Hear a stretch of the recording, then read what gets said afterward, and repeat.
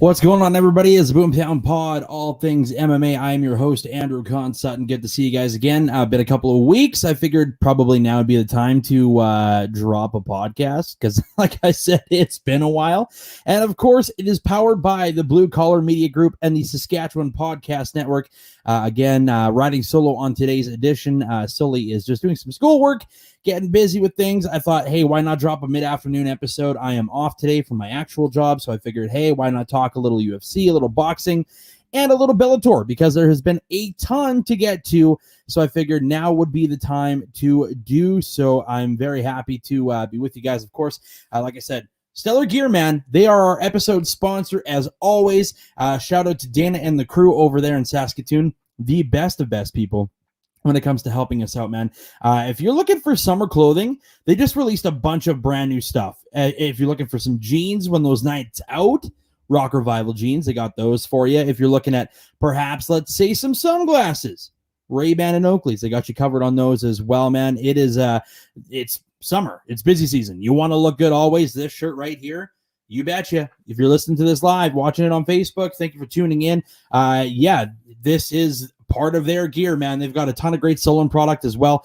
Stellar Gear, they do delivery as well. But here's the cool part with Stellar Gear. StellarGear.ca. If you're looking for delivery, put the Boomtown 10 in there, because I'm going to get you 10% off your next order just by doing so. So with that being said, thank you to Dana and the crew. Let's get into the show, because there is a lot to get to in the world of MMA and boxing. This segment is, of course, called The Weekly Recap. Getting into it, UFC Fight Night. We had Rob Font versus Cody Garbrandt, one of the craziest fights that I've seen in a while.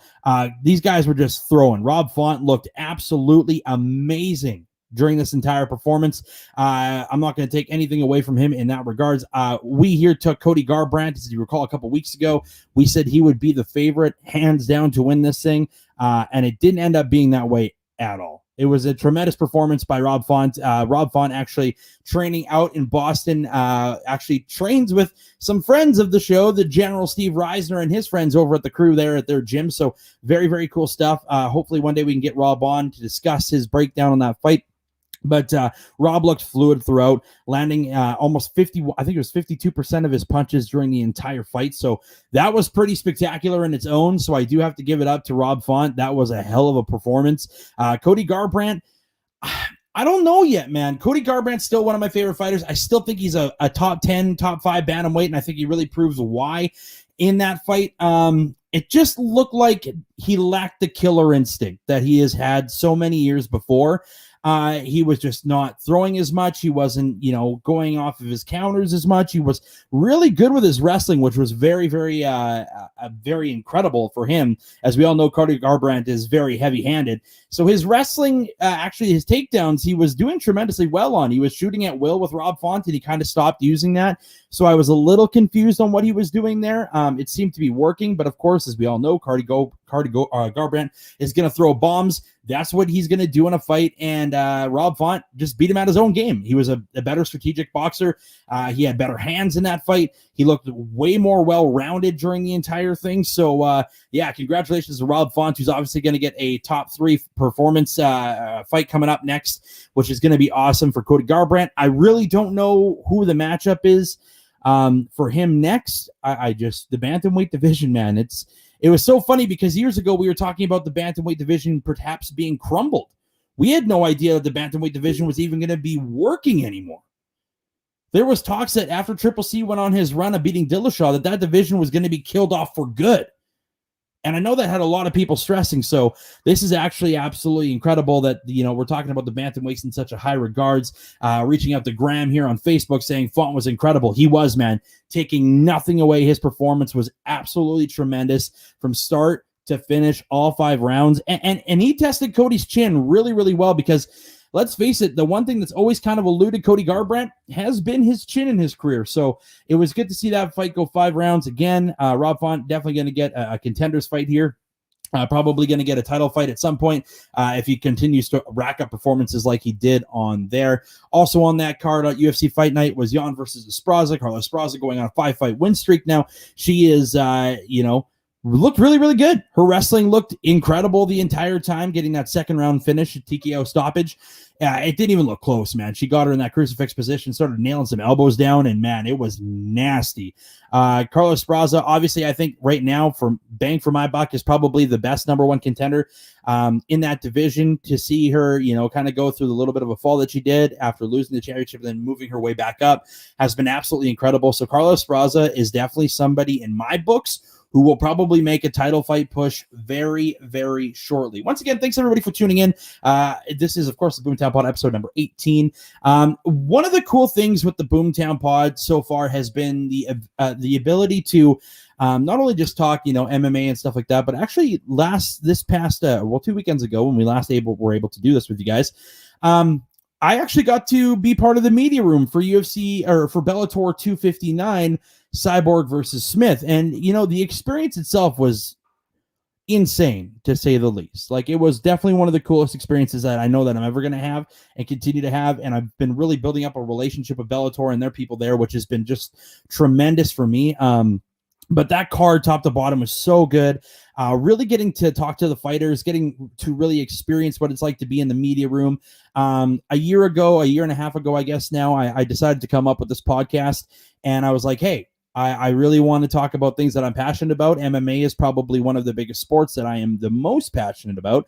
So why not talk about it? So getting the chance to actually go out and talk to these fighters after their fights was tremendously one of the coolest experiences of all time. So I really do have to thank Scott Coker and the organization for having me in the media room and being able to reach out to the fighters when it's done. Just the overall experience. I mean, obviously I wasn't there. It's all through Zoom, which was really, really cool, but you got to ask the fighters the questions. You got to experience that. And a guy from Saskatchewan who just, randomly wanted to do this podcast for fun has actually taken off. And I've been able to experience some really cool things. And that Bellator card thing was so cool, man.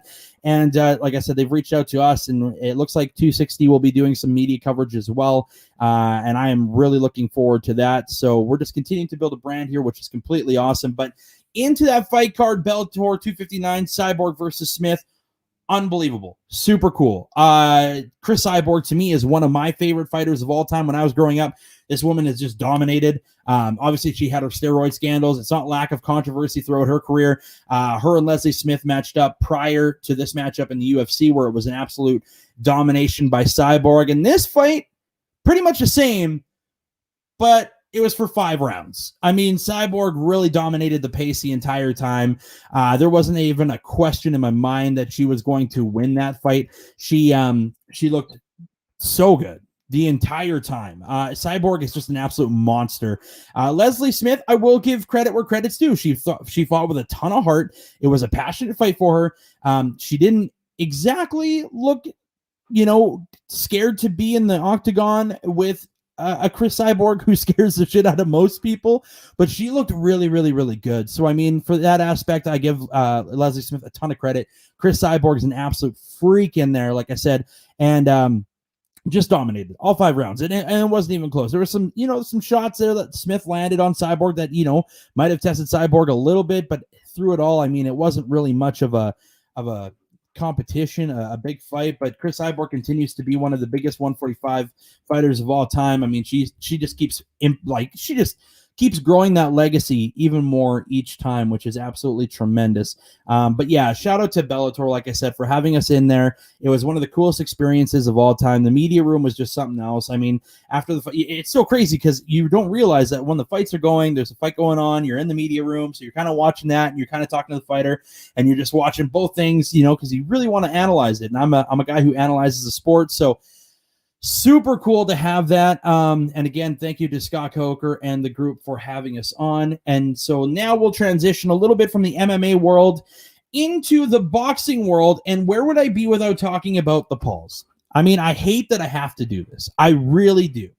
Because they're 2 clowns. I mean, they are 2 busters who have faced mid-level competition. But I will say this. Boy, can they hype up a fight. Well done to the Pauls, because that is what they do. So we all know that Jake is now going to be taking on Tyrone Woodley. That is officially confirmed, signed, done, dealt with. It sounds like Miami is going to be the destination for this fight. this is about time where Jake Paul is going to actually face somebody who is a precise striker.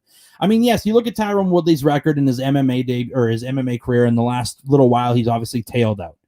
But that's MMA. That's wrestling. That's jiu-jitsu. That's everything in there. That's striking as well. But the one thing that's never failed Tyron Woodley is his hands and his power. So I feel like now that he has quite a bit of a camp to work with, this is going to be a really intriguing matchup. Now, I'm not writing off Jake Paul because Jake Paul's footwork against Ben Askren was mighty good. But I also know that there's a ton of controversy that maybe perhaps Ben Askren took a fall. I hate using that term, but maybe he did. I don't want to say he did or didn't, but let's face it, at the end of the day, he made $1 million. And it wasn't like he had to go out there and have the precise performance of his career. Like, let's get that out of the way first and foremost. But Jake Paul did look good. I will give him credit where credit is due. That striking was pretty precise. So that was super fun to watch there. But now he's taking on Tyron Woodley, who is a completely different breed. He's a completely different guy. Tyron Woodley wanted this fight the second that Ben Askren got announced that he was going to be taking that fight. If you can recall, if you ever watched the event, Jake versus Askren, Woodley was actually in Askren's corner because they're boys. He walked into the media room afterwards with Jake and said, "Listen, I'm not scared of any of y'all camps. Like, I'll fight any one of you. You can get it. You can get it. You can get it. You can get it." Like, it just. He didn't hold back any punches, and you knew that fight was destined to happen the second that went through. Because, again, Ben Askren's not a puncher. And I'm tired of hearing about this. I've had so many people come up to me and think, "Oh, what do you think about that fight?" It's not a fight. I mean, what do you think was going to happen? Jake Paul took a good payday. So did Ben Askren. Ben Askren has never, not once in the history of ever, been known for throwing his hands. There you go. You should have known the result of the fight before it even happened. But nonetheless, that fight is taking place in Miami. It's going to be a ton of fun. Speaking of obviously Paul's, Logan will be taking on Floyd Mayweather very quickly. This fight is happening. Media day happened with that. We all know what happened. Got your hat, the famous quote, and then the famous beatdown of Jake's face. Listen, I don't think many people know this, but when it comes to Floyd Mayweather, this man is a gangster, like an actual gangster. Like there's a reason why he surrounds himself with 6'5", 290 plus pound security guys the entire time. So shit like that doesn't happen. Jake Paul just stepped into a man's world. You want to be a kid? Step into a man's world. That's exactly what happened. Now, today there was an announcement about some of the rules and stuff that's going on in that. And honestly, I don't know what's going on with this whole thing. Honestly, I don't. It seems that there's not going to be a winner or a loser, which when I heard that, I was like, it really doesn't make a ton of sense. Like, I knew it was an exhibition fight, but I know that, like, in the aspect of things that he's probably like, Floyd wants to keep his record spotless, right? Like, that's kind of where I'm looking at this. As Logan Paul has only ever had one fight against KSI, which he lost in. So, I mean, it's a head scratcher, to be honest. I really don't know what's going to happen in this fight. I mean, if there's no rules, then caution gets thrown to the wind, I guess, if there's not really a winner. So, but you can knock the guy out was the other interesting comment that I saw. And I was like, well, how does that work? Like, how do you fight a guy and you're able to knock him out, but it doesn't count against your wins-loss record? Now, let me tell you that even though that doesn't count on the record, if Floyd loses this, there's a sense of pride that gets hit through the floor amazingly hard. I mean, that's just how I look at it. Again, I don't know what Logan's going to bring to the table when it comes to this fight at all, because Logan is, like I said, a very underhanded fighter when it comes to this. I mean, Floyd Mayweather is arguably the second greatest boxer of all time. Like, let's face it, like, he's 50-0 for a reason, you know, like, he's not like, and he hasn't, and I hate this narrative that everybody keeps bringing up about Floyd Mayweather, about taking easy fights. He's fought the who's who of the divisions that he's ever been in. I mean, he really has. So we can stop that narrative probably right now. Like I said, the man is 50-0 for a particular reason. So, yeah, man, Logan's in his head, and I think in this one, Jake in that press conference going under his skin like he did, saying, "I got your hat" and stuff, just the childish antics that I expect from the Paul brothers. Now, again, I don't have to like them. I personally don't like them, but I will say this from a guy who's an outsider looking in. They sell fights, man. That is what they do. They're going to take our money. We're all going to watch the event. And at the end of the day, they're laughing to the bank while the rest of us are like, wow, did we just actually watch that shit show? Because that's what this is going to be. This is exactly what it's going to be. If you think it's anything less, you don't understand how the fight game works. They're drawing us in, which is perfect. I'm hyped. I'm going to watch this fight no matter what. Do I think Logan's going to win this fight? Hell no. Hell no do I think that Logan's going to win this fight. But I do think there is a strong possibility that, like, Mayweather just, I don't know, throws caution to the wind, tries to go out for a knockout, something we've never seen Floyd Mayweather do until it's about the 8th round. So, I mean, who knows, man? All I know is, again, I'm a sucker. I'm going to be watching it. They've sucked us all in. That's exactly how this is working for them. They're the ultimate promoters. They are their own ultimate hype guys, which is completely awesome. And again, credit where credit is due. They did their thing. Awesome. All right. Moving on, because I could talk about this all day and I don't want to do so. Segment 2, folks, it's called The Future, and it is brought to you by, once again, Stellar Gear. Dana and the crew down at Stellar Gear and the South End Mall. You can go visit them today. Restrictions seem to be a little bit more ease where we are on this side of the world out here in Saskatchewan. So, yeah, I'm really looking forward to this a ton. So, yeah, if you want to go out and get yourself some summer edition clothing, like I've talked about earlier in the podcast, stellargear.ca/the Boomtown 10. That's going to get you 10% off. They do their own deliveries for you. They're going to go anywhere that you go. I've got a comment here from Justin, one of our great listeners, saying, I'm putting $5 on Logan. Hey, man, I'm a degenerate too. I might do it just for shits and gigs because I really don't know what's going to happen in this fight. Like I said, Floyd could play really defensive or he can not. Who knows? But moving on, UFC 263 taking place very quickly. We got our boy Israel Adesanya versus Marvin Vittori. That's taking place in 10 days' time. 17,000 fans, another sellout for the UFC. I think this one was a record-setting gate for them as well, so congratulations to the UFC. They just keep doing their thing, man. And I will say this, now that our restrictions have been eased up a little bit after the vaccination rollouts and stuff like that, it's going to make it easier for me to go to these kind of events, and I can't wait, and I'm looking forward to going to different UFCs, different Bellators, now that I can actually travel and go do things. Man, this would be one of the cards that I would really like to check out, to be completely honest with you. The last time these guys fought, and I got this, I said I got the mixed fighters last time I did this podcast. Obviously, Izzy won. I don't know why I kept saying Marvin won. Marvin took him to the distance. It was a great fight. It was a really good fight. But Izzy won that fight. So I don't know why I said Marvin won. So apologies for that time. I had a bunch of people like, you're wrong. I'm like, I know. I said it wrong. Sometimes when you're in the heat of things, names get scrambled. So nonetheless, Izzy versus Vittori, I see this one going the distance again. And the only reason why is because I've been watching more and more Marvin Vittori's game plan. And when he executed against Izzy a couple of years ago, it looked like a different, obviously they're both very much different fighters, but when a fighter loses, some of his confidence gets rattled. And obviously Izzy moved up a weight class and didn't look good at all against a really good wrestler in Jan Blachowicz. That's what it was. It didn't look like a great fight for him to be in. He didn't look like he got comfortable like we've seen Izzy do at 185. So Izzy going back down could be good for his confidence, but you never know with fighters when they lose that one fight. You know, like, what does it do to their psyche? We never know. But I can tell you that Izzy's a different animal. So this is going to be a really good fight. Izzy versus Vittori. I'm super pumped up about it. It should be one of the better fights that we see this year. 263 shaping up to be a great card. My money on this one, I think Izzy's going to pull off the win. Vittori, again, just a tough bull, just a tough Italian kid who isn't as scared to, do what he has to and get in the distance. And I don't think he's scared of Izzy at all, which we've seen a lot of guys who fight Izzy are very intimidated about the space that he creates and how much is actually there. So, I mean, in the grand scheme of things, I do think that Izzy pulls this off. It's going to be close. For you bettors out there, like Justin who just said that he was betting 5 on Logan.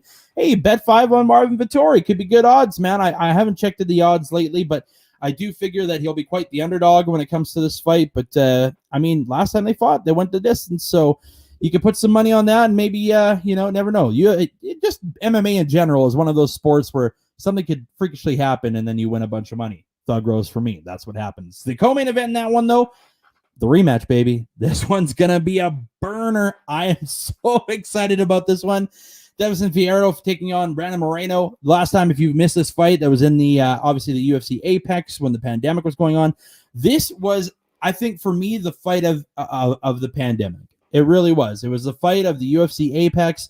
These guys threw, and I mean literally threw for 5 straight rounds. It was just the most insane fight that I had seen in quite some time. These guys held nothing back, went at each other the entire time. Deiveson Fierro pulled off the win. He is still your champion. Brandon Moreno still he's there.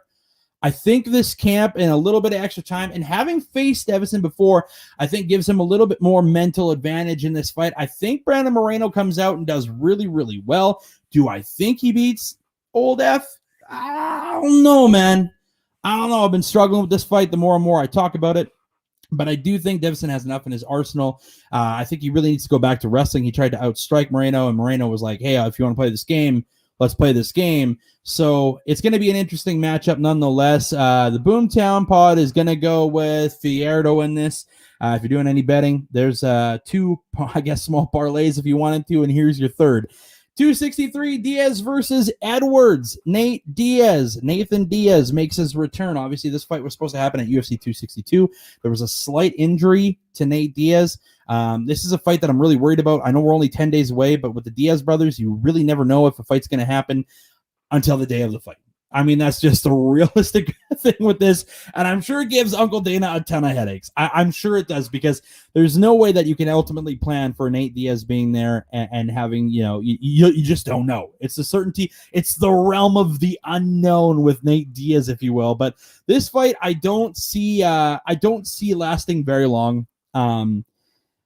Oh, this kills me because I'm a big 209 guy, and I've been seeing photos of Nate and Nick working out together, and they look like in tremendous shape, which has never been the issue for the Diaz brothers at all. 209 is always done. If you don't know, they do triathlons. So they're biking, they're swimming, they do all of that stuff, man, all of the time. So they're never not in shape. My issue here is that Leon Edwards is a top 3 in that division. So, I mean, I ultimately have no damn idea what could happen. I mean, I think Leon Edwards is strong enough to finish this fight. I think ultimately if you let Nate Diaz come in unranked and beat you, and I know that he can do that. He's done it before. Not against Leon Edwards, but in general. Where does it go for him? That's ultimately what I'm thinking to myself is I just don't know what they do with this guy. If Leon Edwards loses this fight, Leon Edwards obviously has been in and out of the lineup for the last little while. And he had his last fight against Belal Muhammad, who got an eye poke, and it was over due to stoppage from the health officials. So, I mean, I really don't know how this is going to go. Obviously, the last time Nate Diaz was in the ring, he got absolutely owned by Jorge Masvidal for the BMF belt. It seems like a lifetime ago that we're talking about the BMF belt. It was almost 2 years ago. That's the last time Nate Diaz was in the octagon. So maybe he's coming in there with a little bit of a chip on his shoulder. And I mean, I'm with Justin too. Can't wait to see the Diaz bro back in there. I'm excited. Everybody is. That's why he's on this card. Again, a major draw, a major selling attraction for a lot of people that, if you've never watched the UFC before and you've never seen a Diaz brother fight, just know that even though I think this isn't going to be much of a fight, you're going to get some fun. They're always a ton of fun when it comes to the fight game and all that other stuff, man. Diaz and Edwards, this fight is going to be a great one. I don't ultimately know 100% who I would, perhaps take on this fight. Betting odds tell me that right now, Nate Diaz is a plus 375 underdog. I mean, he was a plus 500 underdog the first time he took on McGregor, and we all know what happened there. McGregor got tapped. He was an underdog again that second rematch, but we saw how that fight went. McGregor won. So, I mean, this is an interesting development here. I think Diaz, for betting purposes, 375, I'm going to probably put $5 on that. Why wouldn't I? He's taking on Leon Edwards. Like I said, this fight could go either way. I'm looking forward to this fight card. UFC 263, 10 days away. That's why I wanted to do this podcast. Get this out there for you guys. This is going to be an extremely brief podcast because it's just myself talking today. We are working on getting a couple of guest fighters in as well. We've got a couple of camps that we've reached out to with UFC fighters and Bellator fighters. We actually have Daryl Ralph, the drummer from Bon Zamara. was actually a first guest of mine way back about a year and a half ago. He's the drummer for Bantamweight, a band called Sons of Butcher. If you remember the TV show, he's also the drummer for them. So he's going to be joining me at some time. We were talking that we were going to have him on today. Schedule conflict, that happens. So I was like, well, I got to release a podcast because it's been a couple weeks and I can't sit here and not drop anything for you guys, especially when we're 10 days away from a massive card. There will probably likely be a podcast next weekend, so I'm looking forward to that. We're going to recap 263 for you guys. I am, again, beyond excited for that fight card. 10 days away. This weekend we have Jorino Rosenstruck taking on Augusto Saki. It's not the greatest card of all time. I mean, it's kind of like one of those like throw together kind of cards.